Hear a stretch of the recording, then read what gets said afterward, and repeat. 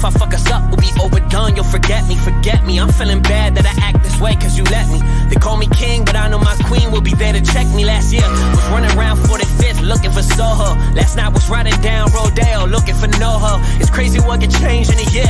Think that you know they'll go back and forth like a yo-yo. They live their life for the photos and see me, I'm acting solo cause I'm afraid to commit. Now can you tell me how I'm different than him? And him, yeah. I know I'm always questioning things like, girl, would you say that love cannot be found inside a vow or a ring? She laughs and says only material things. Those are material things. Imagine buying all my trust with a ring. Imagine spending all my love on a fling. Got a thing for you. If I had the talent you had, I probably would sing for you like out of my head, out of my mind, oh why? If you let me, I'll be out my dress and into your arms tonight. Yeah, I'm lost without it. Feels like I'm always waiting. I need you to come get me out of my head and into your arms tonight. Yeah. I don't mean to make you wait or to contemplate about us. My ex, she loved to lie, guess that's why it's harder to trust. I've been searching to find myself and I get too lost in the lust. I heard once that you could try but can't fill from an empty cup, that's no lie. And all I ever say is how I need time. If it was up to you now, you would be mine. I'm on a road more than I'm home and still I find it's only you on my mind. The last 3 were Gemini, I take that shit as a sign. It's funny, you can't buy time with your money. And you love going to the beach, whether it's cloudy or sunny. And you love drinking all your wine until it hurts in your tummy. You call me honey, I'm tipsy and really all I want is for you to love me. Flashbacks of back roads, driving back to my side of state. I know I need to tell you I care before it's too late. Before someone steps to the plate, before you decide not to wait, before you decide not to chase till you call me up just to say I'm out of my head, out of my mind, oh why? If you let me, I'll be out of my dress and into your arms tonight. I'll be I'm lost without it. Feels like I'm always waiting. I need you to come get me out of my head and into your arms tonight.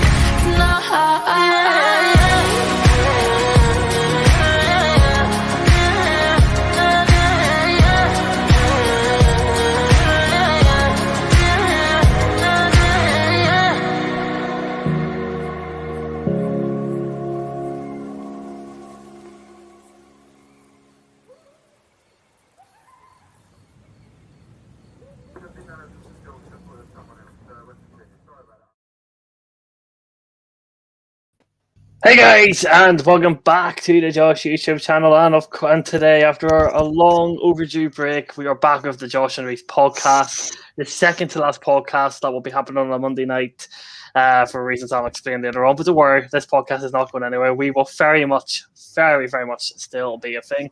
If you are familiar with who we are, you'll know exactly why that reason is. Helly already knows. Also, Reece is in the chat there too, just to make sure everyone's behaving themselves. Hello, Helly. ESG, we're obviously out with fellow family members, but you still haven't been time for the podcast because you're just that good. So, so basically, what today's show is going to be all about, as this season is about 4 weeks away. About 4 weeks, coming down to 3 weeks, we are going to be talking about some of the big talking points that's happening in world football. And then what next week's podcast is going to be, because it's going to be the final podcast that's kind of structured like this, we're going to be doing rememberable matches and memories of me and Reece's lifetime for Man United and Chelsea. So 2 very special episodes for me and Reece, changing format. The format is even better because it's a competitive format between me and Reece. So there's no reason to love it. So, there's more good ones for me than there is for you. We both know that. Also, Mr. Douglas will be joining us around about 8 o'clock. He's currently being a bit of a fatty and eating his food, so he'll be with us in about half an hour. No Nathan today, unfortunately, but Nathan, who will hopefully be here next week, and he will be on the channel later on this week for doing a wee Cardiff preview. So, yes, that's also. Also, guys, obviously, if you haven't seen it, make sure to check out the Manchester United I did with Reece, which was uploaded earlier on today. That's also on my channel. Incredible video. Reece went into a lot of discussion. I also have a special edit that I'm going to be doing midway through the show. I'm going to be displaying that. There's another thing I didn't tell Josh. At the end of the show, before we wrap up, I'm doing a special edit for football fans I think you might enjoy. So at the very end of the show, stay tuned. Well, so yeah, I wasn't aware of this, so there you go. Something new for literally all of us. So we're going to start off with the talking points. I've listed 1, 2, 3. I've listed quite a few. So first of all, we're going to start off with obviously the very boring one that you talk about a lot, and that's transfers. There's a couple of transfers I do want to talk about, but Doug, I need Doug here for that. So we're gonna have to hold out on that. I got an idea about which ones you're talking about, so absolutely, I'm all good waiting. Regarding let's talk about this brief on Manchester United for Iran. Obviously, we briefly spoke about it on the Manchester United video, but obviously it looks like very much Varane's going to be dusted. Is just, I know Fabrizio said there's a few complicated issues with the deal, but it seems to be 50 million straightforward. So what's the actual complication within the deal? It's just a complication of ironing out the actual amount that Real Madrid are wanting, because we're still looking to just get that ironed out. But I think as soon as we get a concrete idea, we'll get the money on the table. It's also about just getting the funds as well, making sure the right funds are there. But to be fair, I'm not particularly worried. Transfers are anything but boring. I agree. Well, the thing is, Hallie, you're forgetting Chelsea are doing literally no transfer activity. I don't really know what I'm supposed to say from a Chelsea point of view in this case. Do you obviously Solskjaer said after that preseason game, he wants to strengthen the squad. Obviously, It looks like Ed Woodward isn't doing these negotiations anymore. He's still at the club, but he's not actually doing them anymore. He's kind of passed it on to who's going to be taking over him in the end of the year. Do you think there's any more to come after Varane, or do you think that those two would probably be enough? I see another two. I think, because obviously, if you have watched the video, if you have watched the United video we did yesterday, which came out at 1:00 this afternoon, give it a watch. I did speak about Kieran Trippier, which I do think is going to happen. And I still think we're going to get a defensive midfielder. I just don't know who, and I don't know when. But ideally, I'm hoping before August 14th, because we need them in for the season starts, and obviously up against Leeds Berg, I need a defensive midfielder. So, okay, transfer for Chelsea. Yeah. See, last season, obviously last season was completely and utterly fine. The other season, a bit dodgy. Hallie, rumors are there in one. Yeah, ton of rumors. And Sophie Richards, big up you too. Thank you very much for coming in. And one of the best. Thank you so much. I'll say again, plug. If you want to see what Reece has to say about United, it's all on my channel. Because we'll be here for another hour if we get talking about it.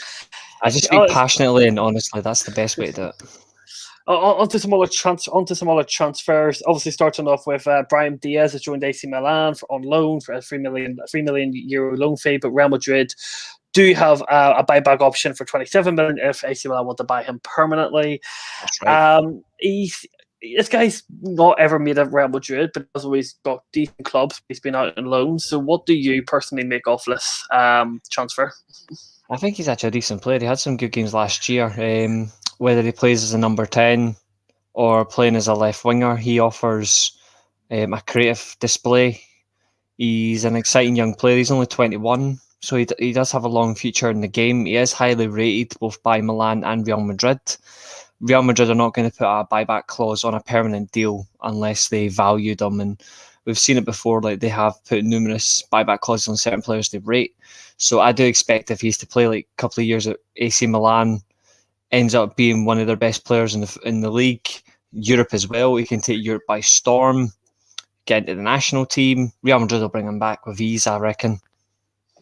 Do you think it's a bit weird how you get this loan deal with the option to buy, but then Real Madrid could buy him back? Are you a big fan of these buyback clauses? Because obviously, if I'm not mistaken, there's one on Ruligon at Spurs. There is one on Regulon. Yeah, it's really cheap. So, it's really cheap deal as well. Do you like these buyback clauses? Do you think for the club, like for AC Milan, it could put AC Milan in a bit of an issue, at that position? Like, these buyback clauses are really beneficial to the club that is being put on. I don't mind them.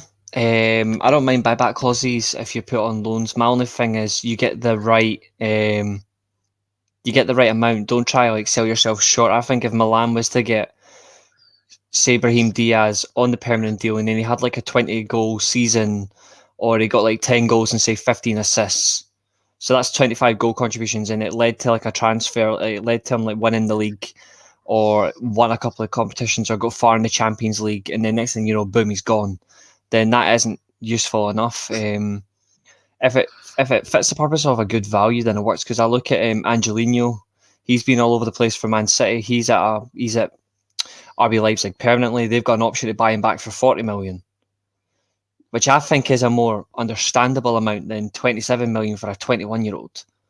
I would think it puts Milan at a little bit of a detriment, because considering what Diaz could become, they could lose out on a big fee on him.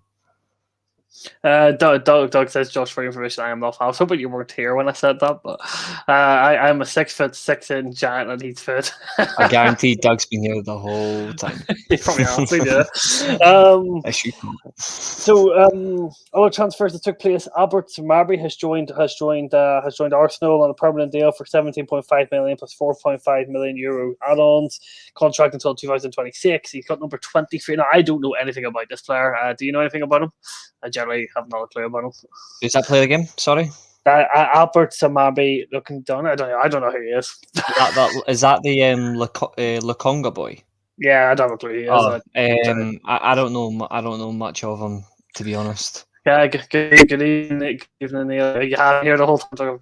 Just you don't really say hello. You say you're training a player for another club. If they turn out great, they take them back. If they're shit, you keep them. It's a win-win. It's a win-win for the club. With the member clubs, I hate those deals.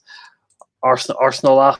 Yeah, I know. We know who signed for him. We just don't know anything about the player. I don't know. I've never seen him play, so like, who knows? He could. He's been signed for a half decent deal. Now here's one. Ben White for 50 million from Brighton. Is he worth it? Okay. Hello, Shane O'Donnell. Maybe you've joined. You think you've been a good time there. So yeah, Ben White has joined an Arsenal for 50 million from Brighton. Do you think Brighton may or may not have just robbed Arsenal of a 50 million? Brighton have just done to Arsenal what Leicester have done to Chelsea and Man United. Robbed them blind. Fucking fair play to Brighton. Fair play to Brighton. Arsenal need a new squad. Understanding about. I think Ben White's not a bad player, but he's not worth 50 million. Is he? He's not worth 35. I would say a 30 million pound centre back is actually correct for him.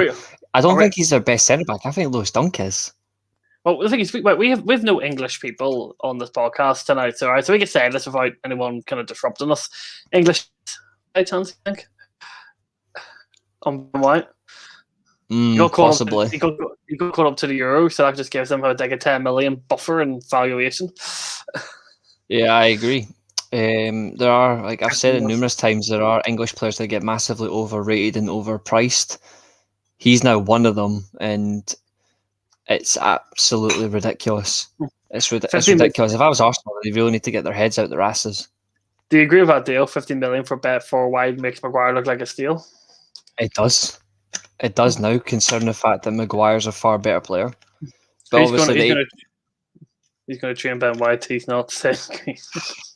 I don't know, because I look at their defence and they don't have particularly good defenders. I mean, they could necessarily go back to a back three, but that's if they keep Saliba. They could play a back three of Gabriel, Ben White, and Saliba, and that could progress. No, Saliba's away. He's away on loan. That's the one I don't get. Why would you sign Ben White for 50 million but send him out on loan again? I don't know. I'm not entirely sure. Would you not be better saving 50 million? And because you're not in Europe this season, or you're in the Premier League. So why not just play? Why not give Williams-Robert a pre-season and a chance in the Premier League when you need a centre back instead of signing 50 million on a centre back who's does Ben White is he ripped up the league? Am I missing something with him? Has he? Yeah, he hasn't really ripped up the league. Like, he has a good ball playing centre back, but he's not enough. You know what I don't understand is I look at Chelsea as a perfect example. Chelsea wanted two centre backs last year. They had a choice: Thiago Silva or Upamecano. Obviously, I kept saying I didn't want Upamecano to go anywhere near Chelsea. But you look at it as well, and I say whichever one they get will improve their defence, and they got in Thiago Silva on a free. Why on earth did Arsenal not think about? And I know he's 31 years old. He isn't the defender he used to be, but he's still one of the top 5 centre backs of the past decade. Why did Arsenal not consider bringing in Jerome Boateng? Well, I know he's had injury concerns, but he's still a top defender, and he is good at playing with the ball.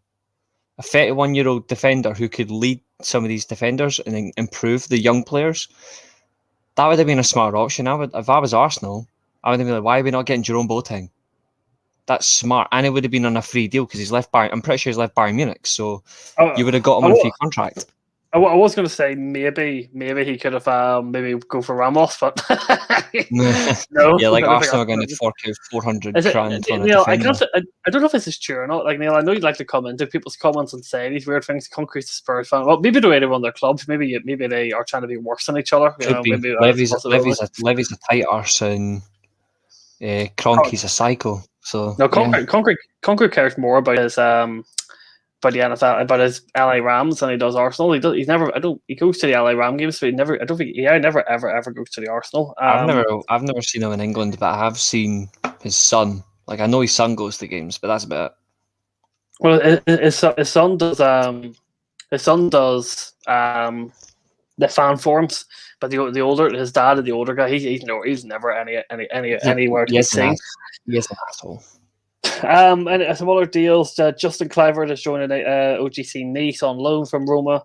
Roma have actually loaned out quite a few players, so you can tell Jose Mourinho. Jose Mourinho has obviously went into Roma. He's kicked quite a few people out. Obviously, he's got a new goalkeeper. He got Rui Patricio in. Undo didn't even get a sniff. Justin Kluivert's been sniffed out. He's done a bit of a cleanup there, Mr. Jose. Yeah, it's quite typical. You would expect him to move on. I'm surprised he's moved on Kluivert. He's a good young player. Unless he's sent him out on loan with a view that he's going to get some first-team football and then he'll come back and then get himself into the team to replace maybe Pedro or Mkhitaryan, I don't know. But he's a good young player and he's got pace. I think Jose, with the team he's got in Serie A, he'll need the pace around him if he wants to get Roma into the top 4, which isn't going to happen. But I don't know what he's going to get. Because I know he likes ready-made players, but Justin Kluivert gives him an extra dimension in attack. What's he going to get out of Pedro? I mean, Dzeko's moved on as well, I'm pretty sure. I think Dzeko is still there. I think. Is he still there? Because I heard he is getting moved. I know he is going to be moving on, apparently. Yeah, there's no transfer. He hasn't been transferred yet, and he did start the friendly that they had played there behind closed doors. Yeah. They won 12-0 or something like that. Yeah, that 10-0 one. They're not going to. I don't see him staying much longer. I don't know if he's the sort of striker Mourinho would want. Neil literally just asking the question I was going to next. What about the Crystal Palace rebuild? Obviously, Mark Gucci's joined from Chelsea in a 5-year deal for 15 million. They signed 2 other extremely young, exciting players. Obviously, a lot of players out of contract. Obviously, it's a bit of obviously new manager too. They're going to be playing a new philosophy. They're not going to be defensive like under Roy Hodgson. Patrick Vieira wants them to play this open attack game. Young squad, young manager. It could either work out extremely well for Palace, and Stephen Boris is going to look like a genius, or it could go downhill extremely quickly. It really is a gamble, isn't it? It's literally a gamble. There's no other way to kind of sum it up. I don't mean this in any disrespect at all, but Vieira is doomed. He is not going to last until beyond Christmas. I genuinely think they're going to be in such a bad position that Parish will panic. He'll get rid of him and he'll bring in like an Allardyce or something if he's not in a job, just to avoid relegation. I genuinely feel for Vieira. He's in such a difficult position that I don't think he'll come back from. I don't know if he's actually going to get the money to invest as well in this team, because there's some of those players, first team wise, that shouldn't be there in the first place. Some other things. Actually, so just to ask you about Crystal Palace, do you think Crystal Palace? I thought it was Doug who said it to me. Doug said as long as Crystal Palace have Wilfried Zaha, they should just about stay up. Do you agree with that, or do you think or do you think this squad is going to be fighting in a relegation fight with very little Premier League experience within the manager and within the players to be able to stay up?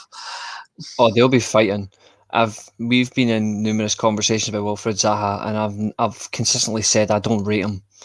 He does not do enough for me that justifies him as a top player. He thinks he's one of the best in the Premier League, and he isn't. Like, if in his right mind he thinks he's that good, the man needs a humbling. Like, he is not a top 10 Premier League player. He's not even top 20. Like, that says it all. And I honestly think for the better of Crystal Palace, they move him on and replace him because he's not good enough. That Etse, even though he's injured, he's a get good money for him. They'll get good money for him too. Would. They probably could. Probably 40, probably maybe 50 million. The Mr. Douglas has arrived. I don't rate him at all, and I refuse to rate him. How was your foot, Doug? It was good. It was good. Yes, as I said in the comments, a giant 6'6" man needs his food. And the good thing is because he's turned up as well. Doug's on the same wavelength as me. Doug doesn't rate Wilfried Zaha either. No, I don't rate Wilfried Zaha. Sorry. No, I just think he's like obviously I was chatting to Ali, which will be obviously out tomorrow, but we discussed that his time at a top 6 club's probably at an end. I don't see anybody going for him, and I think he's stuck at Palace for another season at least. He still got 3 years on sale. If anyone wanted to go in for him, it's probably talking about 60, maybe 70 million. Still, Palace would rate him up. So, the situation for him is never going to get better anyway because he's never really shown. Like, he gets 15. He gets 10 to 15 goals a season, right? That's okay numbers wise, but he's not enough to justify a club. Like, the only club I could realistically see going in from if they ever wanted the backup quality for the left wing position, which they're considerably weak in, is maybe Everton. But I've heard Everton are about to sign Damari Gray. So I don't get that. I do not get that move whatsoever. Even Dog 3-5 full thumb. I've got fit on my tongue. There we go, Dog. Hello, RCB. Yes, 3 legends in here. Yes. Hi, Anka. Hope you're doing well, my friend. Thank you. But yeah, it makes no sense to me. They're trying to sign Damari Gray on a 2-year deal, and then there's another Townsend. The other two. That's it. Townsend and Denzel Dumfries seems to be very close invested. But I think the Townsend signing kind of makes sense for squad depth. That's it, though. Yeah. I look at their wing options, and they aren't good enough anyway. I mean, they've got Walcott. Walcott just came back from Southampton. They're going to bring in Townsend.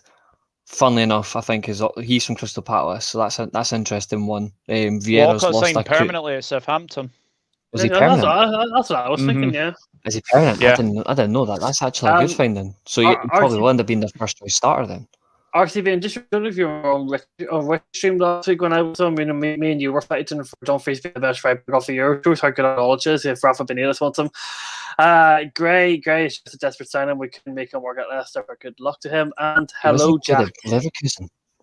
Hello, Jack. How are you doing, Jack? If you're currently free and not doing anything, you're more than welcome to come on the podcast if you so wish. I was meant to ask you, but if for anyone who hasn't seen the announcement on my Twitter today, I've been up to my head in other business with another channel, so I haven't had time to get Neil on as well. We need Leicester views in their transfers as well.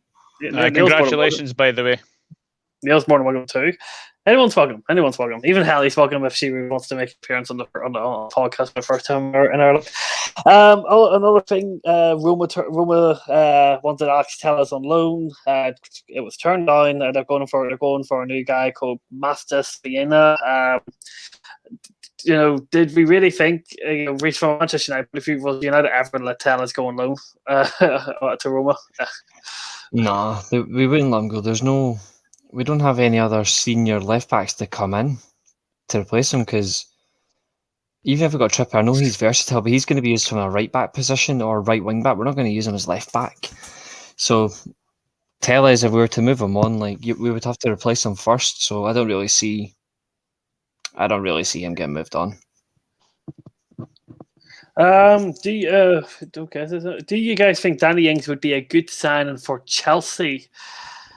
No, obviously, Doug, I said Danny Ings on our channel, so Danny Ings would be my go-to if we were desperate. Obviously, Jacksy's having his tea, but listen, you've got the perfect show to eat when you're having your tea, so it works for me. I'd have Danny Ings at Man United. I've said it before. I'd have Danny Ings as a third choice striker at Man United. You can't. I think the perfect place for him to go is Leeds. I think the perfect place for him to go is Leeds because he can challenge Bamford and actually ensures Leeds get up to the top 4. I think if they were to get Bamford and Ings firing, they would get top 4. The only issue with Danny Ings, though, is he can't play. He won't be able to play every game. You couldn't play him in the league and a Champions League game back to back. He can't. He couldn't play back to back games for Southampton really. During that busy COVID period, he can only. He would have to be prioritised either as the league starter or the Champions League starter. He can't play back to back games. That's the only issue with him. He can score, and the thing is, as I tagged in you today, Doug, Chelsea are refusing to sell Tammy Abraham now too. So, which good. Again, it doesn't make sense. It doesn't make sense. He's selling him when you've just sold Giroud to AC Milan. It's a loss situation if you sell Abraham and don't bring anybody in. I think that's what's stopping Chelsea from actually challenging this season is if they don't get a striker on. The other half of another person from Beyond the Antis show is in the chat that says things will be injured within a week on the possible. You probably aren't wrong, to be fair. Yeah, you're right. You're actually right there. Yeah, possibly. But Danny Ings, I guess if Chelsea have to send a striker, he wouldn't be a bad option, and but I've made my point very clear to you, Doug. If by Tammy Abraham, why is Tammy Abraham going to be the first choice striker when he clearly wasn't trusted by the manager that just won the Champions League? It's just it's just a lack of preparation, a lack of we really did think we were going to get. I think we got cocky. I think Abramovich got cocky that we were going to be able to get the deal done and dusted. And obviously, as Reece will know from Dortmund last year, Dortmund really did much and they have to. So Tammy will. Well, I don't think we'll get a striker. Plus, if we get Danny, if we get Danny Ings, why is it worth getting a 32, 33-year-old Danny Ings in to sell a young Tammy Abraham? Well, let's be honest. You're not getting Harry Kane. I think that's a certainty. You're definitely not getting Harry Kane. I know this might be a little bit left field, but what about Gabriel Jesus? Because I'll tell you now. No. I think they'll get Lukaku. I honestly think Chelsea are going to be saying Lukaku. Yeah, I think they'll get him. Inter Milan, Fabrizio Romano says Lukaku's untouchable, and he'd be 120, 130. He's only 20 million less. Haaland and AC Milan, Inter Milan are in a far better position to hold Lukaku than what Dortmund are than with Haaland. Not really, because they still owe Man United 45 million. Yeah, but they Haaland still have to make money. But Haaland leaves for 75 million. They could get him. They could sell it. They could sell him for 150 million in this window. Inter Milan don't realistically have to. Inter Milan don't realistically have to sell him. Tammy Abraham is like probably on ice. We'll be linked with this young. I haven't seen who that Austrian striker is. And I don't even know the name of him. Again, you know who you should take a punt on, to be honest. No, he's terrible. Terrible. There is another striker.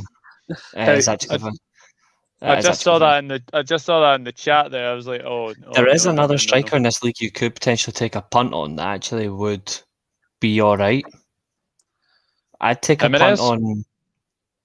He's one of them. I'd take a punt on Kelechi Iheanacho. Yeah,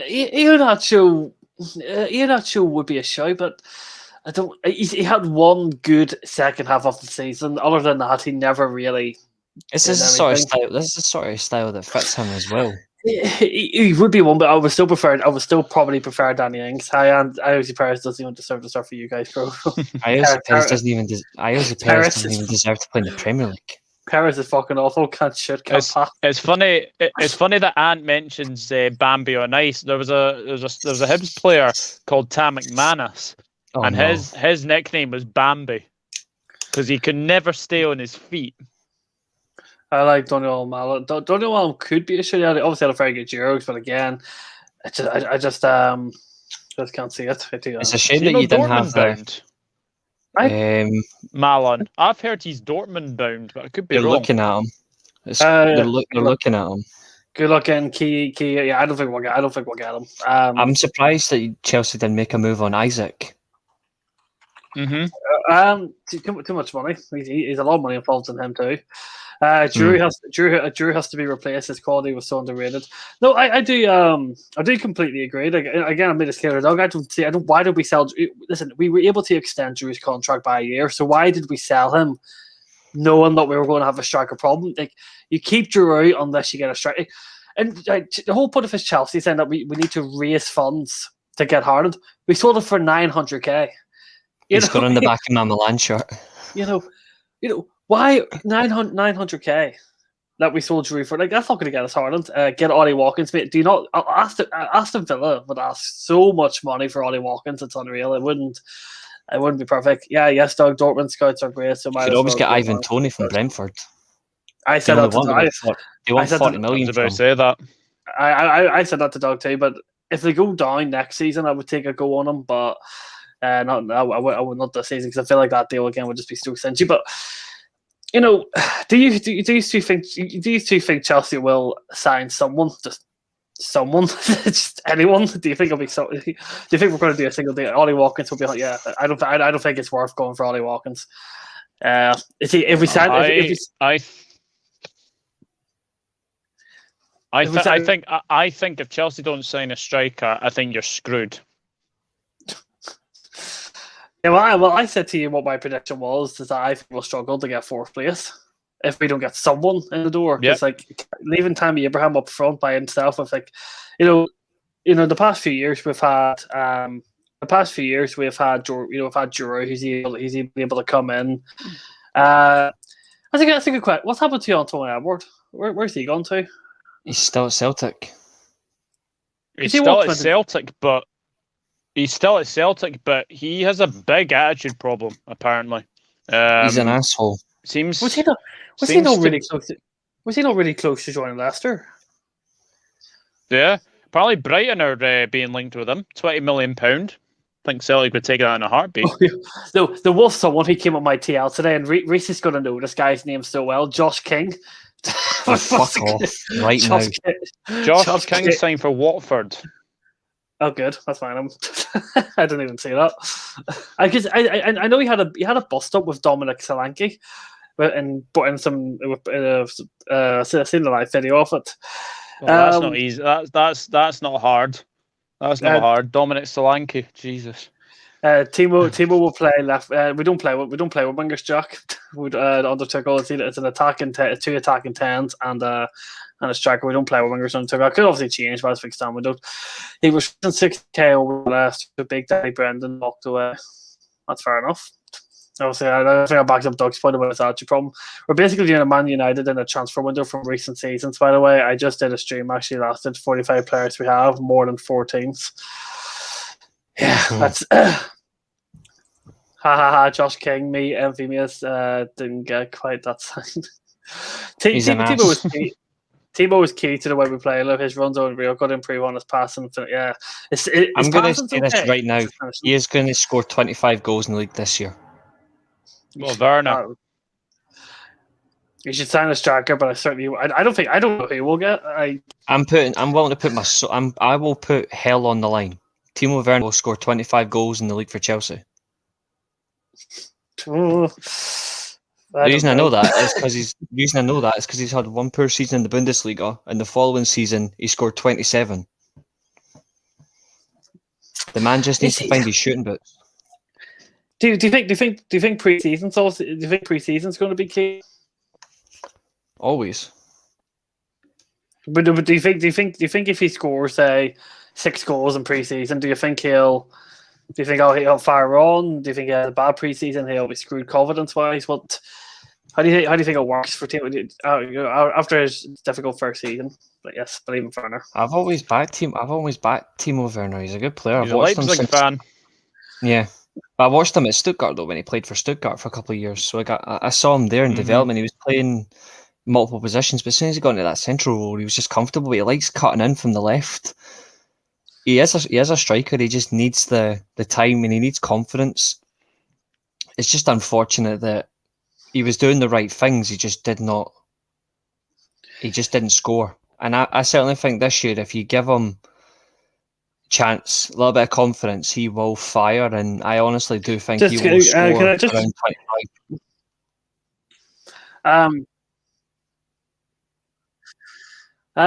People forget Tim actually had the most goals and assists for us last season when he just won the Champions. He had the most assists. I know that he didn't have the most goals. It was Jorginho. Jorginho had the most goals. He had 7 goals over from the penalty spot. And I think Fernando was only 1 behind though. Big shout. That'll be interesting to see how he deals with the full crowd teams. I think the pressure will mount on him. Timo. Excuse me, keyboard. DeMar Gray always scoring more in pre-season than during the actual season. It's hard because every player's different, but just to remind everyone, the last time Chelsea did extremely late business, Danny Drinkwater signed on deadline day for 35 million, as Costa joined for 20 million. So Chelsea doing late deals does not particularly excite me. I mean the goals plus assists total. Danny. He did have the most goal and assist contributions for you guys, yeah. Does he still wear the earbuds to block out ear noise? Well, obviously he didn't do it behind closed doors. So 38 minutes, yes, worse. Must have been 5 up from 3 million in add-ons. That's worse. Al actually said to me on off camera on the Leicester, he would actually take Danny Drinkwater back at Leicester. You're more than welcome. Just saying. Anyway, we'll come off transfers. We'll move on to fans back in full voice. Obviously, today the restrictions were lifted off in England. Fans being back, obviously, massive difference. Obviously, home advantage is back. Away games are going to be extremely difficult. Doug, obviously, there isn't much to sum up about this, but I feel like it's obviously very significant, given by law now clubs can have fans. I take it you've seen just before you came on, obviously, two friendlies were announced at Anfield. Against Atletico Bilbao and Osasuna. 75% capacity. Valencia. No, James Pearce reported as Osasuna. It's Valencia and Osasuna. So it's not. James reported it as Thingamabob. Atletico Bilbao, unless I read it. No, it's definitely Valencia. I didn't trust that clown, honestly. Oh no, definitely Valencia. He deleted it, so I'm guessing he. Yeah, okay, must be Valencia. That's a 75% capacity. I know when we travel away to Bournemouth in a friendly, that's 100% capacity. So, I'll ask you 2 different questions. First of all, is it good to see these fans back in the ground? But do you think it will last? Because do you see this really lasting throughout the whole season, or do you think this is a very big twosome move from the English government that may put fans back in their sofas for the game? So I'll start off with you, Doug.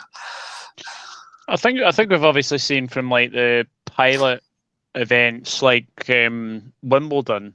Not many people have came with any cases from there. Wembley, there's been a few. There's been a few from that England-Italy game, and doesn't surprise me because some England fans just disgrace themselves. And, the Leicester Square scenes, the smashing up the theatre, I thought that was absolutely ridiculous and unacceptable as well. Did I say it last time?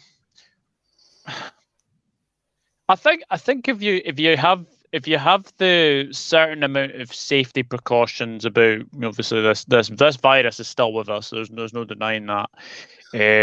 You won't see full capacities at Scotland games. I can tell you that for a fact. Apparently, Rangers Arsenal only had 2,000 fans, which I thought was absolutely ridiculous. When you could easily fit about 15,000, 20,000 in Ibrox. Honestly, mate, don't even get me started on that, because the reported numbers, and we play Real Madrid next week. Don't even get me started on the amount of numbers we're going to have at Ibrox, because you're going to be shocked if I told you. Team does everything right. Don't know about Farhan bringing in goals and fun. Oh God, Jack, why did you have to bring up Andre Voronin? Oh no! Think about this, right? There was about 2,000 fans. Rangers versus Arsenal at Ibrox this past weekend. Rangers play Real Madrid on the 26th. Have a guess how many fans are reportedly allowed to be at Ibrox? 1,000. You're surprisingly close. 500? No, more than that. 1,500. About 3,000. And Against this is Real Madrid. this is at the moment the defending champions in Scotland and the biggest club in Spain. And you're telling me there isn't going to be that many? There's going to be so many shots in a 54,000 seater stadium. Going It's to Bircham disgusting. Saturday can't wait to get wasted. Well, have fun. Have fun. Honestly shocking. It's honestly shocking.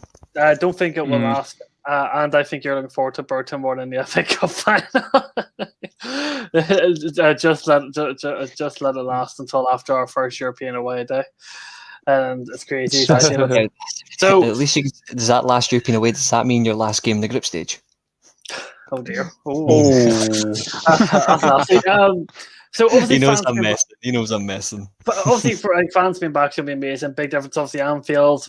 Even if Anfield has 75% capacity, and will do in these friendlies, obviously massive. But do you honestly see it lasting, Doug? Can you really see it lasting for a whole year, especially when cases in England are on the up? Yeah, cases in England are an all-time high. Cases in Scotland are quite low. Thankfully.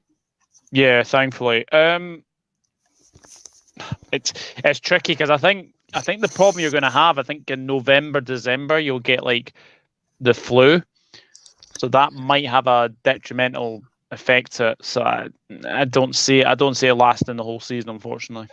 It doesn't help that people won't be wearing these. Yeah.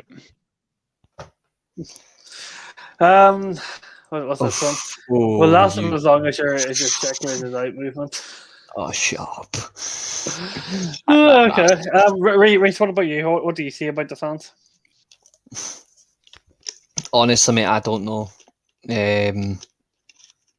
Because of the circumstances getting fans back in, I really don't know how long it's going to last. I don't know what to expect. I don't know if it will last. I don't know if it will last the full season. But one thing I do know for sure is the government have got to lay down the law about what can and can't happen, like leading up to events like games and stuff, like how they're going to allow people in and all that. There's got to be set guidelines because obviously COVID isn't going to just randomly disappear overnight. So I'm hoping that they can nail something down. But the fact is, I don't trust the government anyway, because three of their ministers are now isolating as well for being stupid. So it says it all. Pick up the panel. Good evening. Hello, Chris. I don't trust it particularly. I don't last. You don't see it lasting. It's a shame though, because on the opening game of the season here, it's going to be really good to see all of these fans back. It'd be good to see Stamford Bridge, Old Trafford, Anfield, Allen Road. Brentford are going to be able to be in their stadium for them being in the Premier League for the first time. But it's all going to be good for the players, because the players can't keep playing in front of the fans behind closed doors, and the clubs. Yes, these clubs have obviously got great revenue, but it's not mentally for the players and for the fans. I just don't think it's good. I'm confused. Which one is the real Reece? Okay. Well, is everyone here a Leicester fan? Hello, Richard. Hi, quality panel tonight. Yes, we've got the giant. Oh nope! This is just as I asked that question. Richard appeared. I'm also a giant. Don't forget that. What height are you? 6'4". I feel like I'm midget compared to all of you. Anyway, we're going to move on. We're going to start off with the really controversial topics now. This is the one that's going to rally some heads, cause some discussion. Starting off with Barcelona. Dead club. Dead club society. Right. Barcelona. They want to terminate a Pjanic's contract. He doesn't want to. They're trying to offload Griezmann back to Atletico Madrid with Saul in the swap deal, but want money. Atletico Madrid don't want to do that. No one else wants Griezmann either. PK's not going to leave anywhere anytime soon. Dembele's still on the books. Messi has signed a new contract, and they are. I think it's something like 2 million over the salary cap that is in La Liga. That's went down to a record low this year. So, Doug, Barcelona, where do you start? How long have I got? I mean, excuse my French, but they're up shit creek without a paddle. It's so beautiful that I said in the World of Football podcast last year. I said Barcelona within a year are going to be absolutely destroyed. Like it's not like a first time thing coming either. This has been coming for ages. The fact that they give wages, like they overspend on wages, they overspend on lots and lots of wages. Like honestly, I think Barcelona have they're just capitulating right now, and I actually don't see them being a threat at La Liga next season. I actually don't. I think it's going to be between the two Madrid clubs again. What do you make of this whole thing? So Messi signed a contract, so he's on a ton of money again for the next 5 years. I know he's took a wage cut, but it's still a lot of wages. You know, a 50% wage cut on Messi's wage is still a lot. So they've done this shit there.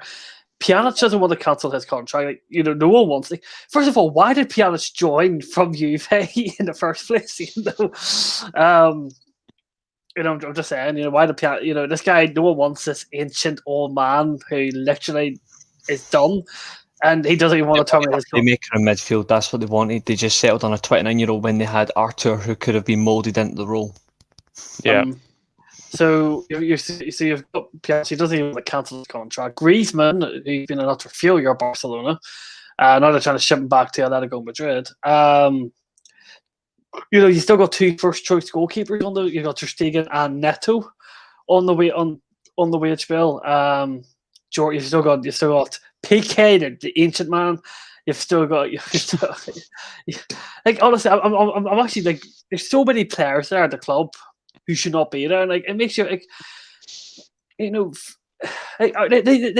they financially cannot stay like this. Like they would, it's literally the president said this. If they stayed like this onto next season, they would collapse and fold. And no one wanted to buy these players. So what does Barcelona actually have? What's Barcelona's options? Is there any? A phrase comes to mind. Oh dear, how sad. Never mind. You'd like Barcelona, do you?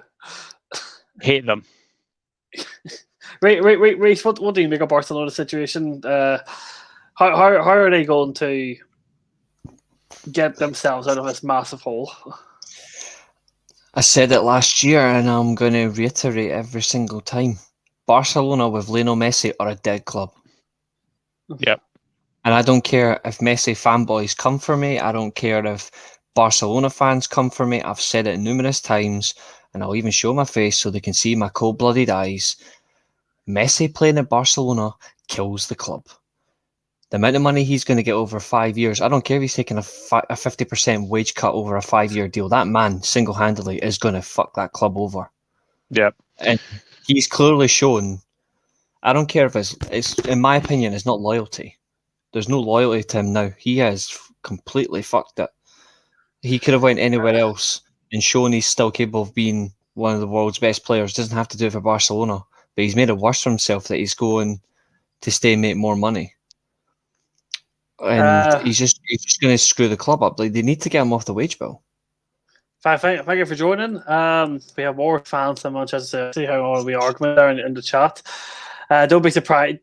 Do we really think Barcelona has any chance of going into liquidation, or do you think that would take a serious issue for them to go into liquidation? They're already in massive debt. They are in massive debt. But what I've heard is apparently Real Madrid are trying to bail them out again. Well, they shouldn't. Well, we'll come on to Real Madrid because Real Madrid also have a bit of an issue themselves. Coutinho, they want to ship Coutinho out on loan. They are going to offer him. They are going to offer him to Liverpool, Doug. On a loan. Sorry. Did you just say Coutinho offered to Liverpool? On loan. Fucking out of here. You don't want to get to France, get to Italy, get to anywhere else. Get the hell out of there. He is not welcome at Liverpool Football Club anymore. Sorry, he's not. What did he leave? Did he leave on bad terms? He faked a back injury to get moved to Barcelona. He faked it. Oh, Yeah. Mm-hmm. Correct. Yeah. So he's dead to me. and that, I don't the Barcelona- care. I don't care. I don't care. And like Coutinho fanboys can come for me all they want, but You know what's like, funny is I Coutinho- always thought Coutinho was overrated at Liverpool. I think he was good, but the thing is, he's just his career's gone downhill like that, and you know he left Liverpool at a time where he thought the grass was greener, and then the next year Liverpool won the Champions League. Unlucky, son. Okay, too much to continue before we go to continue the last three. I don't know why that keeps getting mentioned. The deal hasn't worked out at all.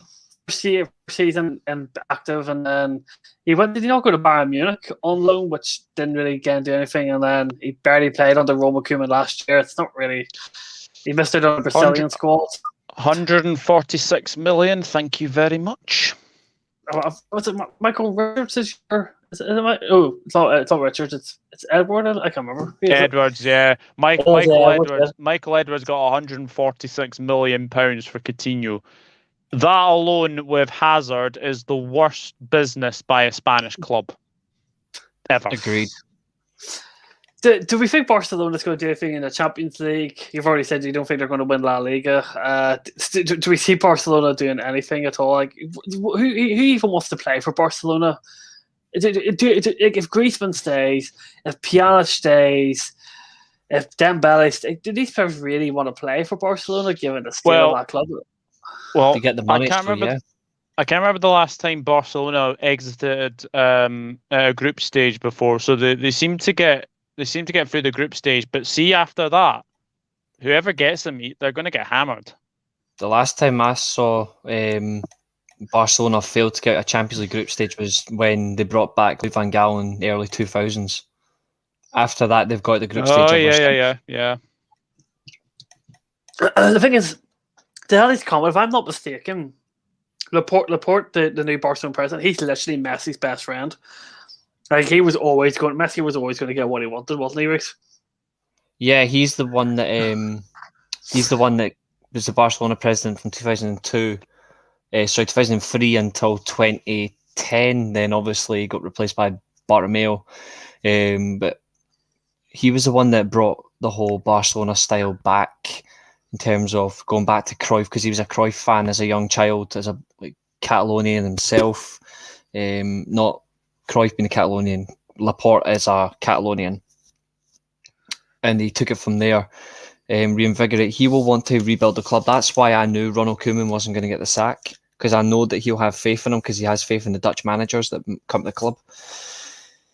But to be fair, Laporte, he's just going to buck under the pressure, and he's just going to keep Messi. I think he should have faith in the younger lads and build a team round, because the money would benefit them if they were to have just let him go. But do you think Bartomeu's to blame for all of this mess? Some of the fees that they've paid, like 147 million for Coutinho, who didn't work out. I think it was 100 million plus for Griezmann, 75 million for Moussa Dembele. Is Bartomeu literally the reason why this club is that probably one of the worst dates it ever has been in their history? I certainly think so, because you look at the fees they've spent, they've all been dodgy, they've all caused problems, and it ruined everything. I mean, Barcelona, they had a fantastic youth academy, producing amazing talent, that was causing problems to the world of football, and now they're not producing anybody. So it says it all, really. Because their academy team did really, really bad in the second in that, because there's the Barcelona and Real Madrid play their academy teams in the, I think it's the third tier of Spanish football.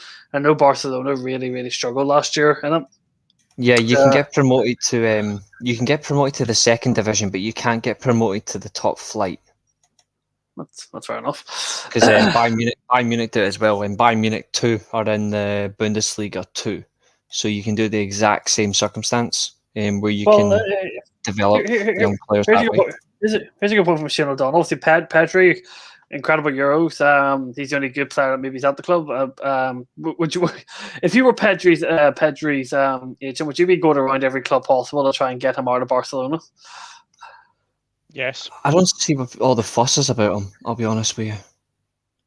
I think he's had a good Euros, but that's not enough to tell me anything else. I think he needs a full season. Needs to do it on a consistent basis now for Barcelona. Yeah, I agree. So do we see Barcelona winning anything next year? Nope. Copa del Rey. Copa del Rey. Nope. I think they'll go trophyless and Koeman gets sacked. Ooh, If Koeman does get sacked, though, for it's not entirely his fault. But to be fair, he's in a situation where it doesn't matter what happens, he is fucked. And just a reminder, as I said earlier on, I was doing an edit. It is finished, so at the end of the show, all I can say is if you're a Chelsea fan, you're going to cry. Typical. I'm going to actually have to go. I've just realised I've actually got another thing at 10, so I'm going to have to actually just pop off because my phone is literally dying. Okay. As you're leaving, I've got you on Facebook, so what I'm going to do before I show everyone on the live chat is I'm going to send the edit to Doug now, and we'll get Doug's initial reaction. So I'm just going to send it across to you now. So Doug's going to laugh. And I've done this on my laptop as well.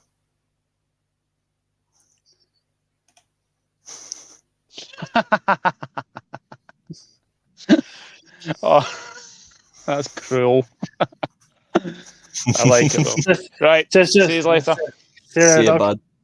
Just transfer wise, just to say that Roma have signed that matches Vienna guy. That means Alex Telles is obviously not going to be that's not going to be going anywhere. Fabrizio that's okay. Fabrizio has also just said Felipe Coutinho may be on his way to AC Milan on loan. So I don't want Coutinho anywhere near AC Milan. We've had good Brazilian players. I don't want a fraud. He can fuck off. He can go Inter Milan, help them bottle the league. Coutinho really is flying over place. Evil laugh at Doug. Real Madrid said that's the next club up for buy now. Real Madrid have literally said they cannot sign anyone this window because they've literally got no money. Now, they're a bit different to the likes of Barcelona because they're getting a massive stadium upgrade done on the so it's a bit different with them compared to Barcelona. I think the wages aren't as much of a they bought Colorado Body. They've lost Ramos. They may lose Ferran. They can't literally replace those two because they don't have the money for it. Do you think Ancelotti was brought in? Do you think this is why Ancelotti was brought in as the manager? That you just a safe pair of hands, someone who knows what they're doing, has that experience, been there, done it. I think that's literally why he's here, just to deal with a squad that can't literally be built around. Like Ancelotti be happy to deal with the squad that he's got. Yeah, pretty much. That's what I see about it. Is they've brought in David Alaba, they've got Nacho in there as well. Militao, Varane, I do see will move on. He'll come to United. But in all retrospect, I don't think Zidane has the know-how to rebuild a team, but Carlo Ancelotti does. So I think it makes perfect sense. Another loan move for Phil. Interesting. Madrid have got the potential to be a very solid. That's the thing. Like, you don't expect Real Madrid to blow anyone out of the water, and you probably don't expect them to win the Champions League, but you expect them to still be up there in La Liga, and you probably expect them to get to the quarterfinals, semi-finals of the Champions League, like Zidane did last season, because defense is going to be a bit of an issue for them next season if Ferran and Ramos goes. That's where that. But Kroos, Modric, Casemiro, Valverde in the middle still good. Hazard, if he can get fit, will be dangerous. Benzema still does it at that level. So Real Madrid aren't in crisis, and they'll sign a ton of players next season. But it's just a matter of what can Ancelotti do? Really, it's not. It's weird because you look at them just like a Liverpool. You expect them to be up there, but you're not expecting anything too miraculous from them. That's kind of the way I see it. There's no other way to describe them, really. I think that sums them up perfectly. Factus Junior, he's a good year. What did you make? Do you think Zidane? Do you think Real Madrid wasted talent under system. Yeah, Odegaard, Valverde, Vinicius Junior, Rodrigo, Marco Asensio, Militao.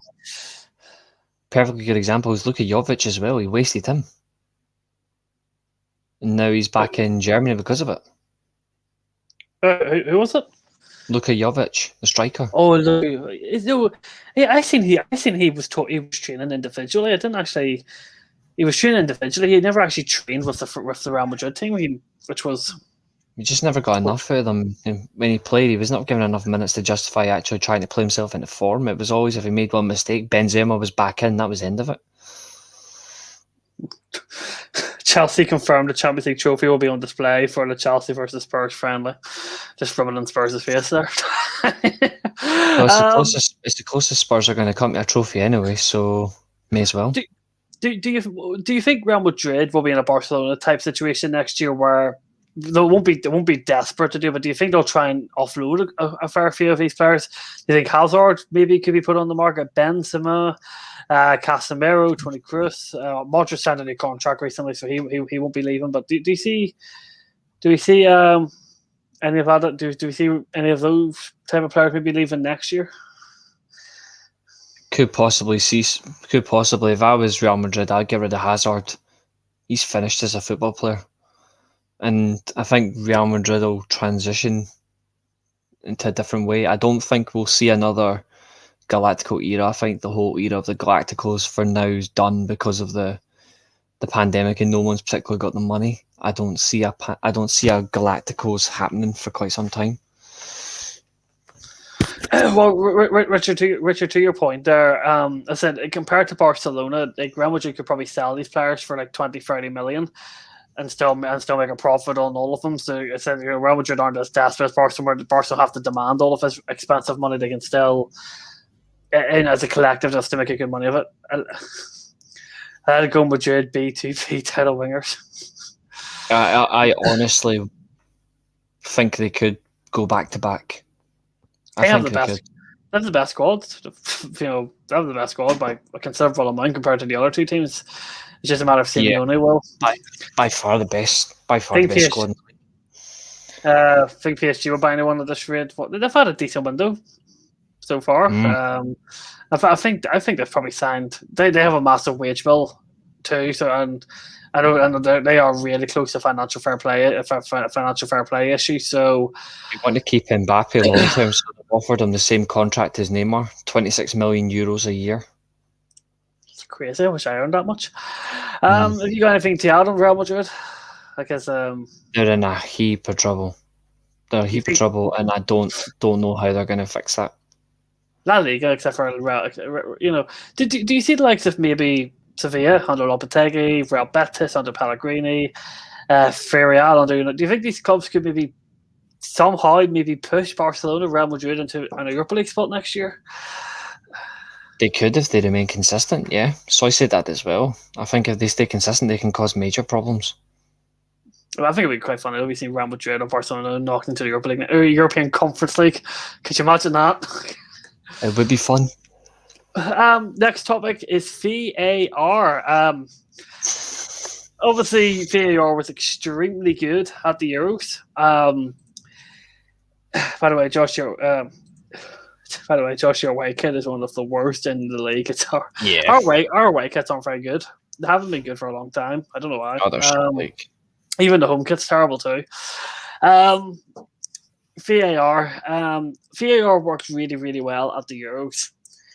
Do you think the Premier League's going to learn from the Euros, or do you think we're going to stick with our stubborn ass own way selves and just go ahead and still use it in the completely wrong way, and we're going to see a lot more wrong, controversial decisions next season?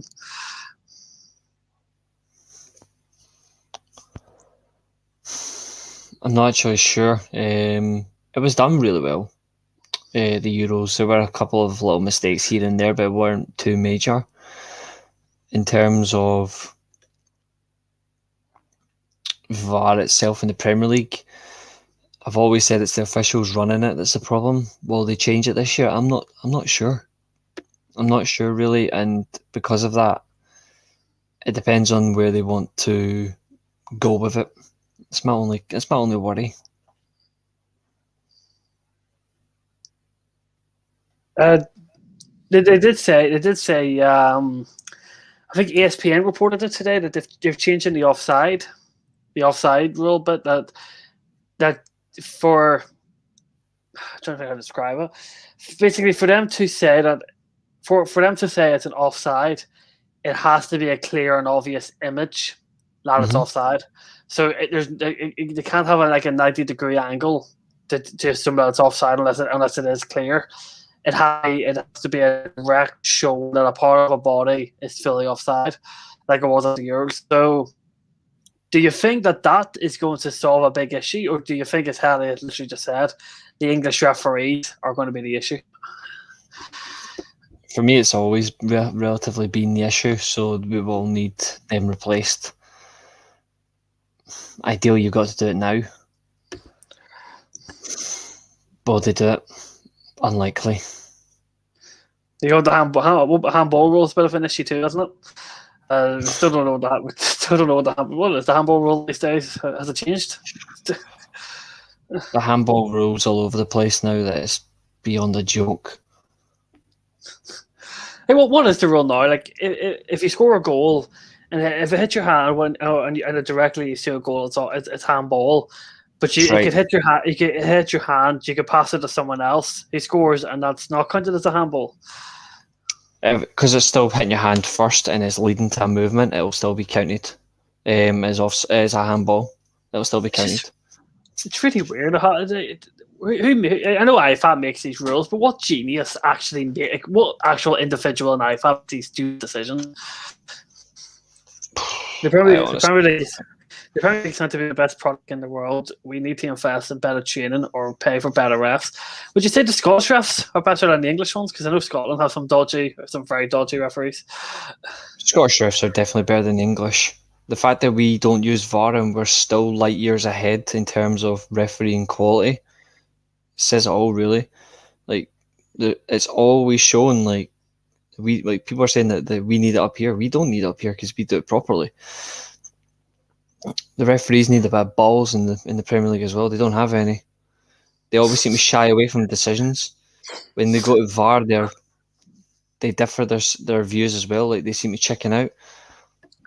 It should be made compulsory for any VAR situation that a referee must go to the screen. It should be made compulsory rather than an option. Do you think it's a coincidence? The worst VAR decision at the Euros was by Anthony Taylor. He was on VAR. Do you think that's a coincidence? That was the Lovren penalty, I believe, that was given, and that was done by an English referee. Do you think it's a convenience at all that the English referees don't want to give the worst call? Quite possibly. I mean, I've been saying for a while that the best ones are the Germans. They initiated it first and it's worked from them, so why not just bring in German refs? They know what they're doing. What about is it not like there's a German referee I really like called is Felix something? What's his name? I can't remember his name. I think you know who I'm talking about, but I like him a lot. I think he's one of the best referees about. ESPN have released something about Ian Harden has told his close friends he will remain at Dortmund for another year. I told you wouldn't get him. Back tickle. And I think Chelsea on the verge of losing 4 more academy players. Surprise, surprise. He's going to be ours, mate. He's going to be ours. Do you see any more? Do you see much more controversial decisions then next season before? Do you think we're going to?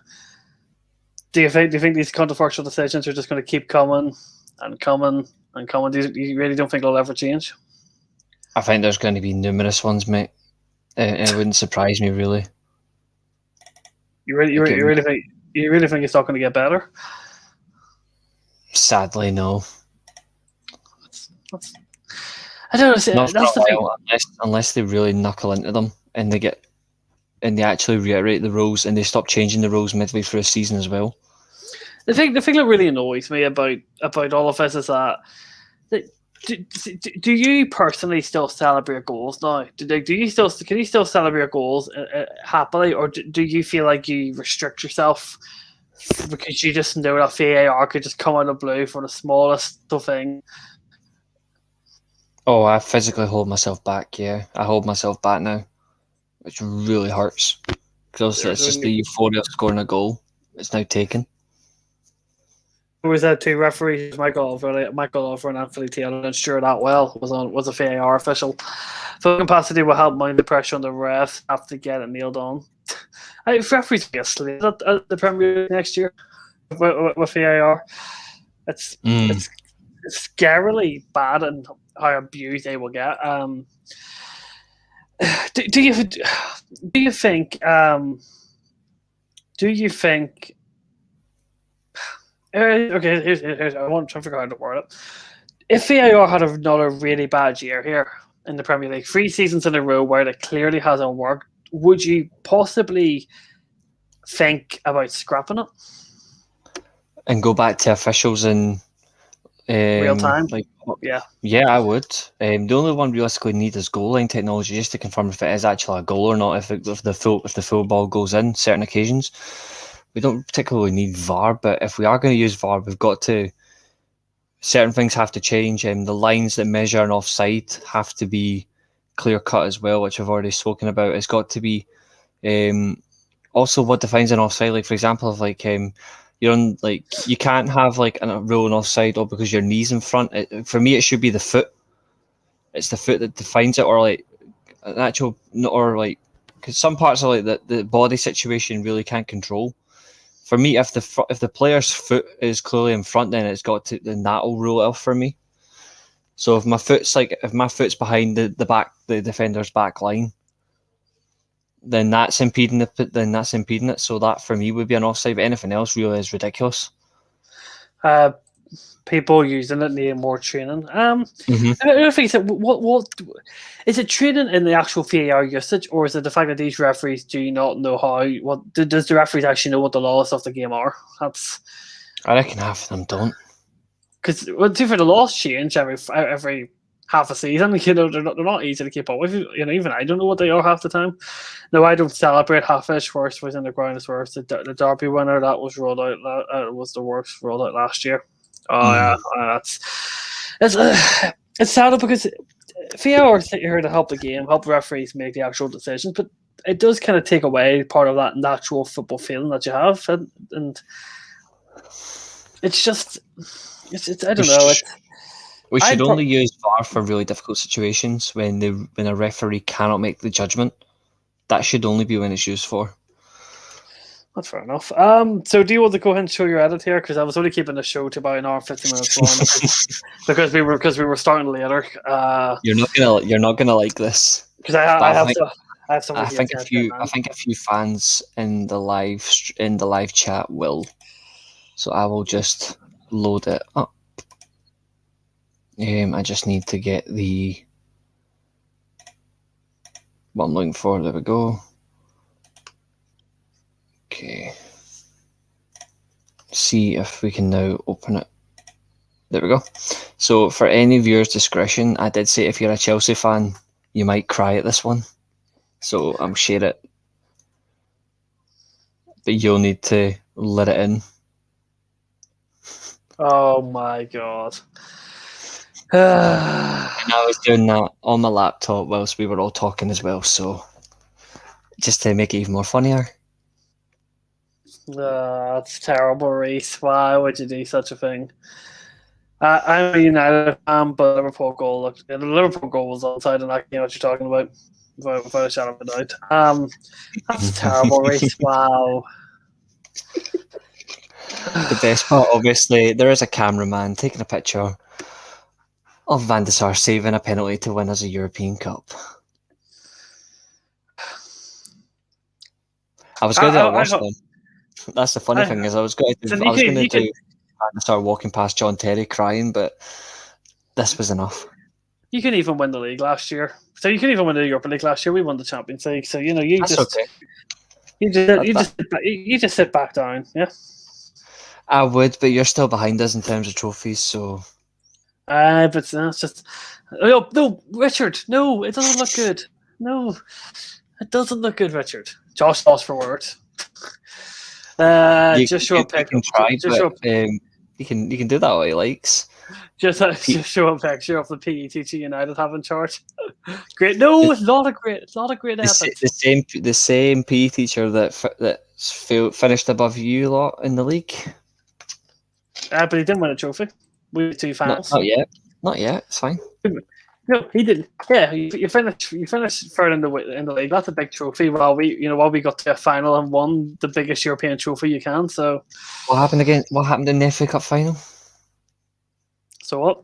You lost to Leicester in the semi-final too. So Aye, we were shocking. one I said title that, in 13 years. I said that last night. I said we were shocking, but what you guys did in the final was embarrassing. It wasn't embarrassing. Don't get It was. that. It was. We literally had that Ben Chilwell was on wrongly ruled out thanks to VAR. Just saying. What's this? Once in how many years when we didn't have centre backs? Yeah. Centre Centre-backs aren't the reason you didn't win a league for 30 years. Didn't win a league because your club was finished. But anyway, that does bring me into the Josh and Reece podcast today. Yes, it was a bit disjointed, a bit different, just simply because because this podcast is becoming to an end. The World of Football podcast on the Dugout Football channel returns in 2 weeks' time. So the Josh Reece podcast will obviously not be a thing because me and him will be over there. Because I'm a co-host over there, and Reece is obviously one of the weekly guests. And then the Josh and Reece podcast will be moving to the Wednesday. We'll be moving to the Wednesday night. The new structure of the podcast is that my Premier League predictions videos for the upcoming season will be with Reece. Me and Reece will be going head to head on the predictions. So it'll be Josh versus Reece Premier League predictions video apart, and that'll be what the podcast will be going forward. We'll also involve the Champions League and the Carabao Cup and all that stuff into it. So I'll be making a point system. There will be a table for anyone who wants to take part in it. Anyone who wants to take part of it in a week. There will be a table for that fully created, and there will be a prize pool for whoever the winner is, just to try and get people involved. And also to kind of for someone putting scores in for 38 weeks consecutively, I kind of need to I need to award them. So that's what the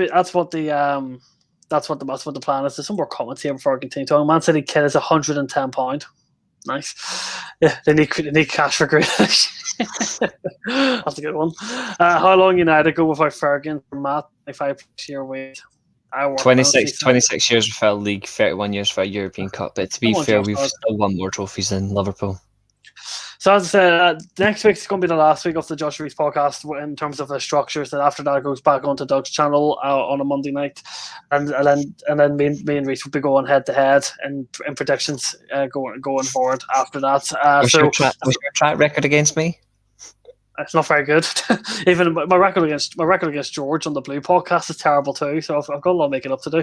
The first prediction video will be our tables prediction, and then after that it goes into the week's games, and then we'll element the Champions League and all the English clubs Europa League games. We're not going to do all the Europa League games because we'll be here all night trying to do that, and we're not doing the European Conference League for anyone asking. We're not bothered with that. So that's how it's going to work. So we will be back live here 7:00 next Monday night. There's a very good show around. It's going to be favourable, and it's going to be memorable and favourite matches over our lifetime with Chelsea and Manchester United fans. That'll be a perfect way to end the way we'll be doing this. And then this whole set will be back next summer when the World Football podcast goes back on its break. So it's all to keep everyone entertained. So if you are interested in taking part in the predictions with me and Reece, to keep an eye on my Twitter and keep an eye on my YouTube channel. All details will be posted there for when the video goes out and how to get involved. I'll be making a wee edit and posting it on Twitter and in my videos for how you can take part in our wee competition and how it works. Exactly, and I think what me and Josh will do is we will do like a little pre-recorded stream or something. We'll do a pre-record before each podcast. So we're going to do it like every Wednesday night. If you want to get along, if there's nights where we may decide we may do it on a different night, like it's not going to be like me and Josh are still ironing this out. Like we're still like we just feel Wednesday at the moment's easier, but we may end up doing we may end up doing a weekend. It just depends on what we've got. But what I will say is the show that we've got in mind, it's slightly similar to Doug's, but with a twist, because obviously Doug's is more, he does this in a league format with everybody else. We're going to do it as a head-to-head, me versus Josh. But if anybody wants to get involved, then give us some ideas, we'll do it. But what I will say as well is if we are going to do a pre-record, we'll just do like a 15-minute video, 25-minute video, and we'll just go through who got what, and then we'll just tally or something. I said there will be a bit of like a cash reward for like the top 2 places of the predictions video that I'll pay for it in my back pocket, something to give people, one, to try and urge people to take part, and also to thank people, be thankful for people who have took part in it for so many weeks. So that's the way it's going to work. So next week's podcast, same it will be the same in an hour, and then after that it will change to a head-to-head predictions video, which you don't. The only other head-to-head that's actually you don't see other head. I know like Nathan PPL does, that goes really well, so we're going to try and element the same. So sounds like I was shared on also. Well, thank you, Jack. Jack, you have to make sure to take part in it too. I'll be reminding you that. Richard, you too, and anyone else. So Richard, Jack, Doug, Reece, everyone else, it's Hallie, everyone else has been in the chat tonight. Thank even Sophie Richard who came in and said a wee hello. Thank you to everyone for the fantastic support. Not one on the podcast since we started. I hope we've kept your Monday nights entertained in absence of the World of Football podcast. And number 2, thank you for all the support on my channels. The trip ahead videos are still coming out. Ali for Crystal Palace is coming up next. Nathan for Cardiff. Ben Green for Manchester City. I've got Josh from the back post for Spurs. I've got a Celtic fan coming on. I've got a Rangers fan coming on. I've got Kendall for Newcastle. I've got a Barcelona, Real Madrid, and Atletico Madrid fan all to come because I've got my people wanting to come on and talk about their club. So loads of videos still to come. A lot for me to do, and I go back to work next week. So I'll try and have this a little bit. Reece, have you got any final words you want to say? I do actually. Obviously, the podcast has been a great success. I am now officially a host on a YouTube channel. I done my first podcast last week. You may be aware of it, the weekly Armchair Sports Talk. I'm officially the host of the London Lowdown. I do have another pod on that channel. I'm going to be hosting 2 pods. So thanks to Keane for giving me the privilege. So basically the podcast I'm hosting, first of all, it's the London Lowdown, which is a podcast for all London clubs. Obviously, me being the Man United fan, I'm like the unbiased host. I will be doing a show tomorrow purely on Spurs. I did a show with William from the channel last week, which was Arsenal. Spurs next week. I'm going to be maybe Chelsea the week after. I will be looking at Brentford, Crystal Palace. So that's going to be hilarious.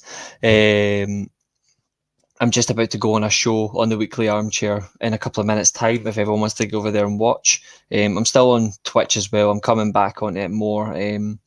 Just been dealing with a few things about where I want to go with my Twitch. But I'm looking to get back on it properly. We're going to see what happens.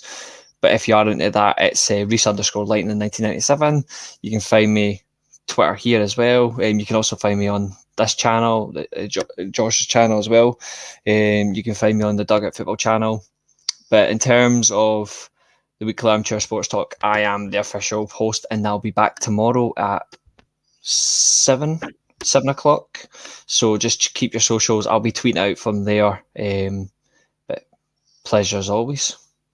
If you need a podcast to watch tonight, then the Weekly Armchair is your destination to go. And there you go. Give Jack Mack a wee link, and he will go and watch. So in terms from my end of things, guys, thank you very much for coming in once again. I said just keep it on the channel. There's a ton of videos will be coming out over this week. I don't know specific days yet, but there is videos going to be coming out over the course of this week. And in terms of me and Reece together on this channel, we will be back again next Monday at 7 p.m. Au revoir, people. Goodbye. Why do you let us hurt one another just for the dollar? Did you lose your heart in the darkness deep in your pocket? No, I don't care of the price I pay. I don't want to spend my life that way. Tell me, is the pain that you're causing worth what you profit?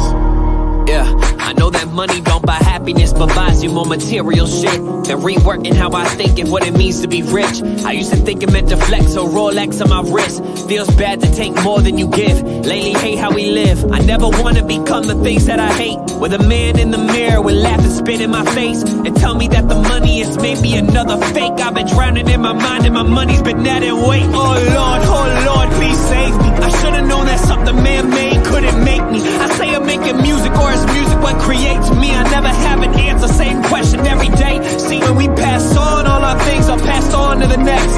Everything we didn't do is everything we regret. Every day we fucking work for this worthless check. If you're not happy, you're forever in debt. You're forever in debt.